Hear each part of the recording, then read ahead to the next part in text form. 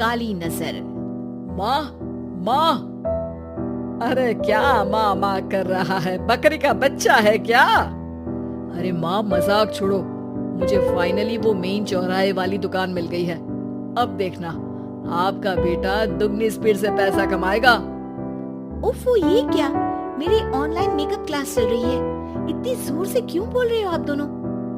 अरे मेरी धर्म पत्नी जी, मेकअप क्लास बाद में करना, वो चौराहे वाली दुकान मिल गई है हमको। अरे वाह, रुको मैं अपनी माँ को फोन लगाकर बता देती हूँ। अरे मैं भी अपने रिश्तेदारों को बता देती हूँ, कितनी खुशी की बात है। हाँ हाँ, मैं भी अपने दोस्तों को बता देता हूँ, 1 हफ्ते बाद रजिस्ट्री है। बस घर में खुशी का मौका था। उन तीनों ने अपने अपने फोन उठाए और लोगों में बात फैलाना शुरू कर दिया। और रही सही कसर श्वेता बहू ने अपने पड़ोस में सबको पता कर दी। अरे वर्मा आंटी, अब हम भी जल्दी कार ले लेंगे, घर का रेनोवेशन होगा और ठाट से रहेंगे हम भी। अरे ऐसा क्या हुआ? लॉटरी बाटरी लग गई है क्या? अरे इस बार चौराहे वाली मॉल में हमको भी दुकान मिल गई है, दुकान नंबर 21, जो एकदम चौराहे पर है। अब ग्राहक बढ़ेंगे तो आमदनी भी बढ़ेगी ही ना।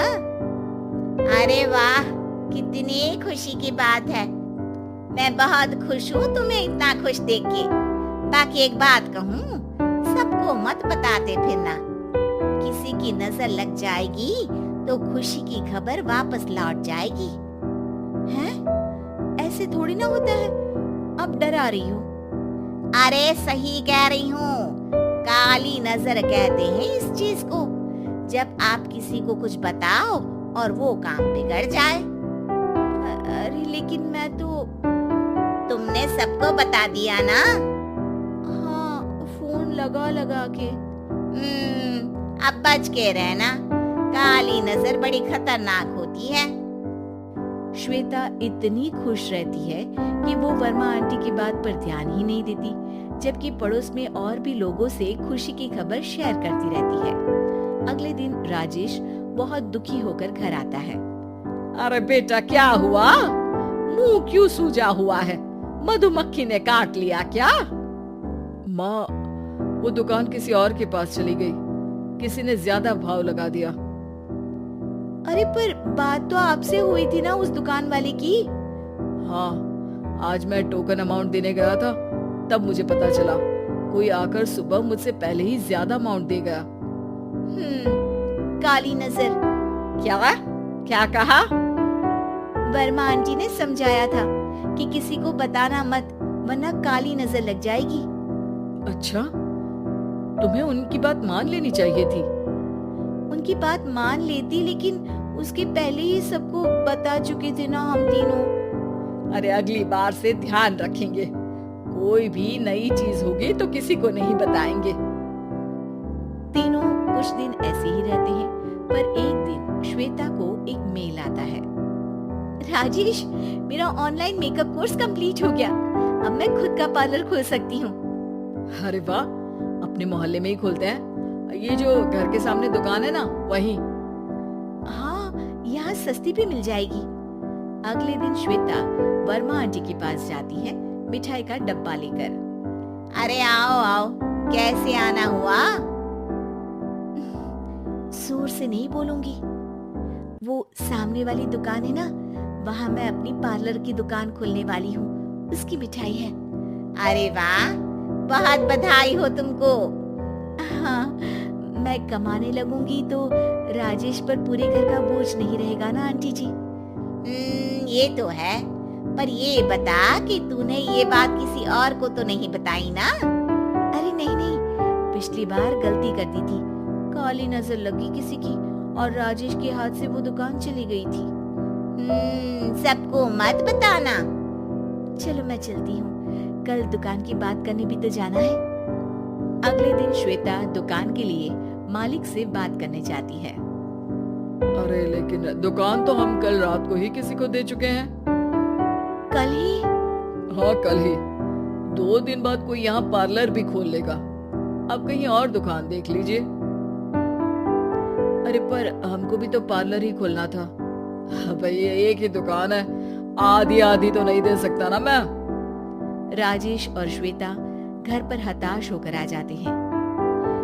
इस बार तो किसी को बताया भी नहीं था, अब किसकी काली नजर लग सकती है। सुनो, तुमने माँ को बताया था क्या? अरे कैसी बात कर रही हो, माँ की नजर थोड़ी ना लगेगी। पक्का तुमने किसी को नहीं बताया था ना? सिर्फ वर्मा आंटी को बताया था, उन्होंने ही मुझे किसी को नहीं बताने को कहा। अरे यार तुम भी सही हो, मेरी माँ को नहीं बताने को कह रही हो, पर वर्मा आंटी को बताना तुम्हें जरूरी लगा। अरे वर्मा आंटी ने ही तो काली नजर के बारे में बताया था ना, वो हमेशा हमारा भला ही तो चाहती है। मेरी माँ भी हमारा भला ही चाहती है। अरे पर चिल्ला क्यों रहे हो, बात नहीं कर सकते क्या आराम से? नहीं आता वो आराम से बात करना, और करना भी नहीं चाहता हूँ मैं।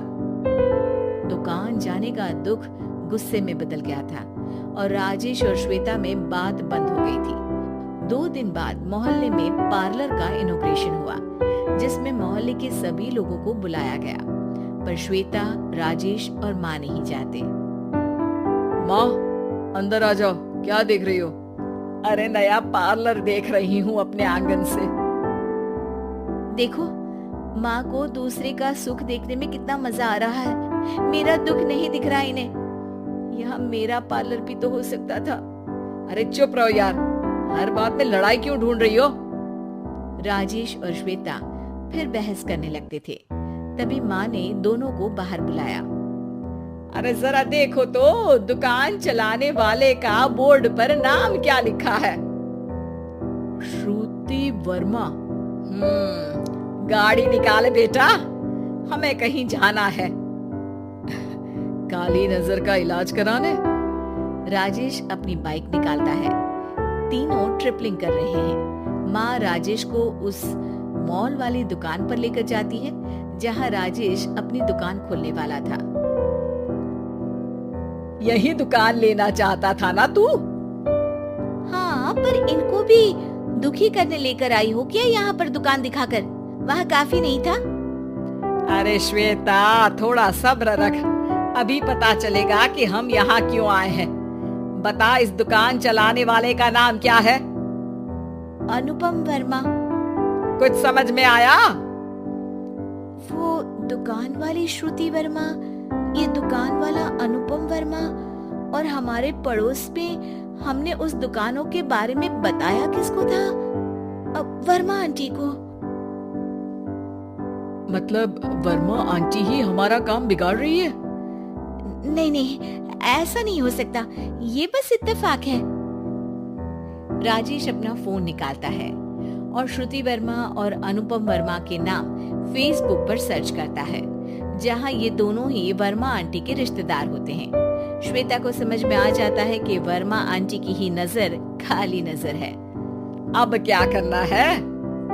कोई भी खुशी की खबर हो तो काली नजर से बचना है, यानी वर्मा आंटी से बचना है।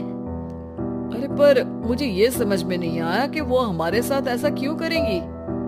अरे बेटा, एक सीख है, दूर के आदमी को आपकी तरक्की से कम परेशानी होगी, पड़ोसी को ज्यादा। दोनों माँ की बात में हामी भरते हैं और अगला काम चुपचाप करने की कसम खाते हैं, ताकि आगे से वर्मा आंटी कोई काम ना बिगाड़ सके।